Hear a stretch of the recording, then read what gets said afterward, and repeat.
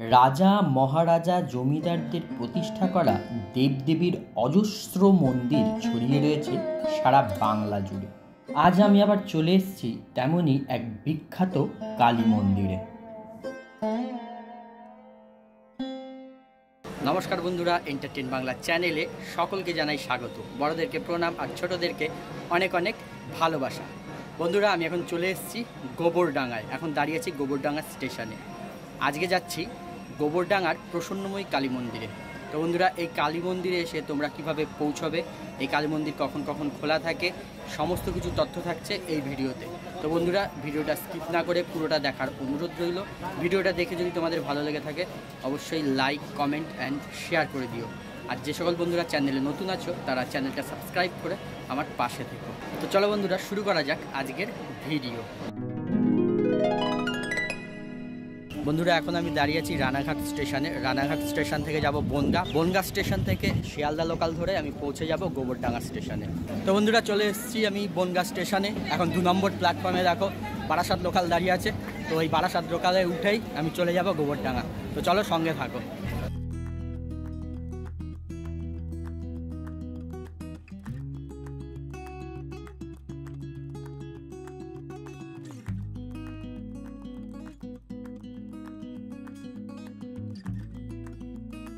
বন্ধুরা, চলে এসেছি গোবরডাঙ্গা স্টেশনে।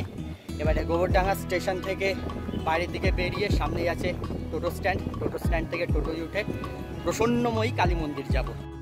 এই যে দেখো বন্ধুরা, গোবরডাঙ্গা স্টেশনের 3 নম্বর প্ল্যাটফর্মের দিক থেকে বাইরে বেরিয়ে সামনেই হচ্ছে টোটো স্ট্যান্ড। এই যে 3 নম্বর প্ল্যাটফর্ম, এখান থেকে তোমরা লাইন টপকেও আসতে পারো, তবে আমি লাইন টপকে আসিনি। আমি এসেছি ওই যে ফুটওভার ব্রিজ রয়েছে ওই ব্রিজ ধরে সোজা বেরিয়ে আসলাম। সামনেই এখানে দেখো টোটো স্ট্যান্ড রয়েছে, এখান থেকে ভ্যানও যায়, টোটোও যায়। এই যে সামনে দেখো এই একটা টোটো রয়েছে, তো আমি টোটোয় উঠে পড়বো। টোটোয় ভাড়া বললো 10 টাকা করে জন প্রতি, আর সময় লাগবে 5 থেকে 7 মিনিট। আমি টোটোয় করে দেখো এই মোড়টায় এসে নামলাম। এখানে একটা নেতাজি সুভাষচন্দ্র বোসের স্ট্যাচু রয়েছে, তো এই মোড়টা এসে নামতে হবে। একদম সামনেই হচ্ছে মন্দির। এখানে একটা দেখো দোল মঞ্চের মতন মন্দির রয়েছে, আর এই হচ্ছে মন্দিরটা অবস্থিত একদম রাস্তার ধারেই, একদম রাস্তার গায়ে অবস্থিত এই প্রসন্নময়ী কালী মন্দির। তোমরা টোটোয় উঠে বলবে প্রসন্নময়ী কালী মন্দির যাব, তবে খুব সহজেই পৌঁছে যাবে 5 থেকে 7 মিনিটের মধ্যে। মন্দিরের ঢোকার আগেই 2 সাইডে দেখো এরকম দোকান রয়েছে, বিভিন্ন পুজোর সামগ্রী পাওয়া যায় এই সব দোকানগুলো। তোমরা যদি পুজো দিতে চাও মন্দিরে মা কালীকে, তাহলে এই সব দোকানগুলো থেকে তোমরা পুজোর সমস্ত সামগ্রী পেয়ে যাবে। এই হচ্ছে মন্দিরের মূল গেট। তো চলো বন্ধুরা, এবারে প্রবেশ করা যাক মূল মন্দিরে। উত্তর 24 পরগনা জেলার গোবরডাঙ্গা শহরে বিখ্যাত এই প্রসন্নময়ী কালী মন্দির। এই মন্দিরে মায়ের নামই হচ্ছে প্রসন্নময়ী মা। মায়ের নাম অনুসারেই এই মন্দিরের নাম প্রসন্নময়ী কালীবাড়ি। এই মন্দির প্রতিষ্ঠার নেপথ্যে রয়েছে এক মনোবাঞ্ছা পূরণের অপূর্ব কাহিনী। উত্তর 24 পরগনার গোবরডাঙ্গা গ্রামের জমিদার খেলারাম মুখোপাধ্যায় 2টি বিবাহ করেন, কিন্তু তাদের কোনো পুত্র সন্তান হচ্ছিল না। পুত্র সন্তান না জন্ম হলে মুখোপাধ্যায় বংশ এগোবে কী করে, এই চিন্তায় কষ্ট পাচ্ছিলেন খেলারাম। ঠিক সেই সময় এক সন্ন্যাসীর সঙ্গে দেখা হলো খেলারাম মুখোপাধ্যায়ের। সন্তান লাভের জন্য ওই সন্ন্যাসী খেলারামকে কালী মায়ের আশীর্বাদ স্বরূপ একটি ফল দেন। ফলটি ছিল মা কালীর পূজার প্রসাদ। সেই ফল সেবন করেই খেলারাম মুখোপাধ্যায়ের দ্বিতীয় স্ত্রী সন্তান সম্ভবা হন। 1794 সালে তাদের ঘরে একটি পুত্র সন্তান জন্মগ্রহণ করেন। কালী মা প্রসন্ন হয়ে এই পুত্র সন্তান জন্ম হওয়ায় সেই পুত্রের নাম রাখা হয় কালী প্রসন্ন। কালী মায়ের কৃপায় পুত্র সন্তান লাভ করার পরে খেলারাম মুখোপাধ্যায় মা কালীর স্বপ্নাদেশ পান।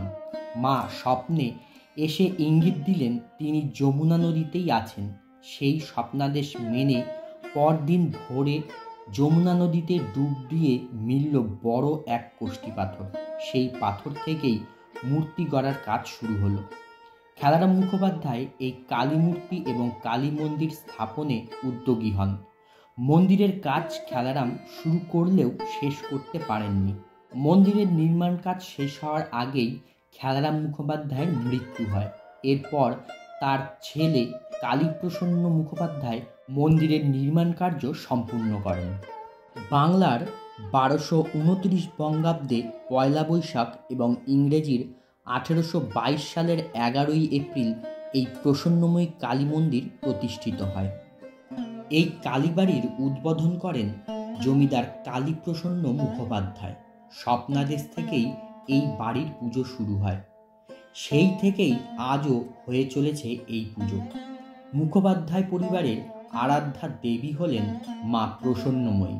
প্রসন্নময়ী মন্দিরের প্রতিষ্ঠার পর থেকে মুখোপাধ্যায় পরিবারের প্রত্যেক পুরুষের নামের সঙ্গে প্রসন্ন শব্দটি সংযুক্ত করা হয়। জমিদার বাড়ির বংশধরদের কথায় এইখানকার কালী মন্দির দক্ষিণেশ্বর মন্দির প্রতিষ্ঠারও 33 বছর আগে প্রতিষ্ঠিত হয়েছিল। কথিত আছে রানী রাসমণি দেবীও এই মন্দিরে এসেছিলেন মা প্রসন্নময়ীকে দর্শন করতে। রানী রাসমণি দেবী বহু মন্দির দেখে তারপর দক্ষিণেশ্বরের ভবতারিণী মন্দির তৈরি করিয়েছিলেন। এতে একাধিক মন্দিরের স্থাপত্য রীতি অনুকরণ করা হয়েছিল। মা প্রসন্নময়ী মন্দিরের সঙ্গেও একাধিক মিল রয়েছে দক্ষিণেশ্বরের ভবতারিণী মন্দিরের। এমনকি মন্দিরের বর্ণও মিলে যায় এই প্রসন্নময়ী কালী মন্দিরের সঙ্গে। 12টি শিব মন্দির নিয়ে গড়ে উঠেছে এই কালী মন্দির। মন্দিরের মধ্যে উত্তর দক্ষিণ বিস্তৃত 2টি সারিতে পূর্বমুখী 6টি ও পশ্চিমমুখী 6টি মোট 12টি 8 চালার শিব মন্দির আছে। প্রতিটি মন্দিরে শিবলিঙ্গ প্রতিষ্ঠিত এবং প্রত্যেকটি মন্দিরেই নিত্য পূজা চলে। এছাড়াও মন্দিরে ফাল্গুন মাসে শিবরাত্রি ও চৈত্র মাসে শিবের গাজন উৎসব অনুষ্ঠিত হয়। চলো বন্ধুরা, এবারে আমরা দর্শন করে নিই গর্ভগৃহে থাকা মা প্রসন্নময়ীকে।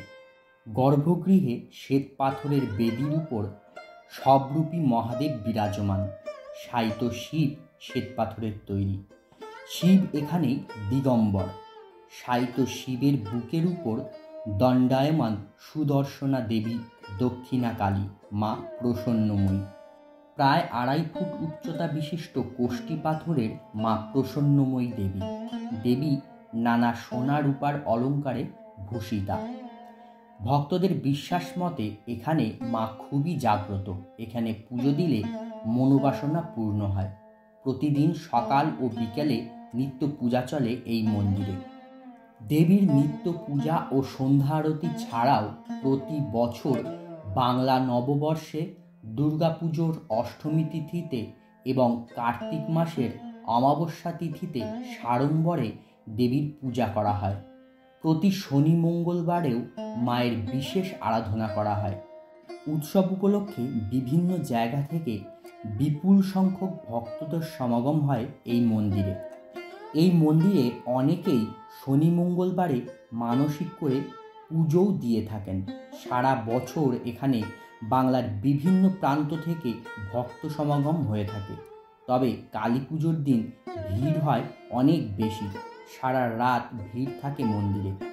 ভক্তদের বিশ্বাস, মায়ের কাছে মানত করলে মা তার সন্তানদের হতাশ করেন না। মূল মন্দিরের সামনেই রয়েছে দুদিকে 2টো বড় বড় কামিনী ফুল গাছ। এই কামিনী ফুল গাছের ডালেই ভক্তরা ঢিল বেঁধে তাদের মানত করেন এবং মানত পূর্ণ হলে সেই ঢিল আবার এসে খুলে দিয়ে যান।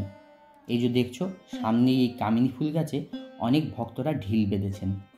আগে কালী পুজোর সময় পশু বলি দিয়ে মায়ের পূজা আরম্ভ করা হতো, তবে এখন বলি প্রথা বন্ধ। তবে এখানে এখন এক বিশেষ ধরনের বলি দেখা যায়, সেটা হচ্ছে মধু ও চিনি বলি। নির্দিষ্ট মাপে মা কালীর উদ্দেশ্যে 5 পোয়া চিনি ও 1 পোয়া মধু উৎসর্গ করা হয়। আগে পয়লা বৈশাখের সময় প্রসন্নময়ী কালী মন্দির প্রাঙ্গণে গোষ্ঠ উৎসব আয়োজন করা হতো। আজও পর্যন্ত সেই গোষ্ঠ উৎসব উপলক্ষে পয়লা বৈশাখের দিন যমুনা নদীর তীরে মেলা বসে। এই মেলায় বিভিন্ন রকমের মশলার বেচা কেনা হয়। সেই কারণে এই মেলাটি অনেকের কাছে মশলার মেলা নামেও পরিচিত। তো বন্ধুরা, গোবরডাঙ্গার মা প্রসন্নময়ীকে দর্শন করে আমি আবার চলে এসেছি স্টেশনে, এবারে বাড়ি ফেরার পালা। তো আজকের মতন ভিডিওটা এখানেই শেষ করছি, দেখা হচ্ছে পরবর্তী নতুন কোনো ভিডিও। সবাই ভালো থেকো, সুস্থ থেকো, হাসি খুশি থেকো, টাটা।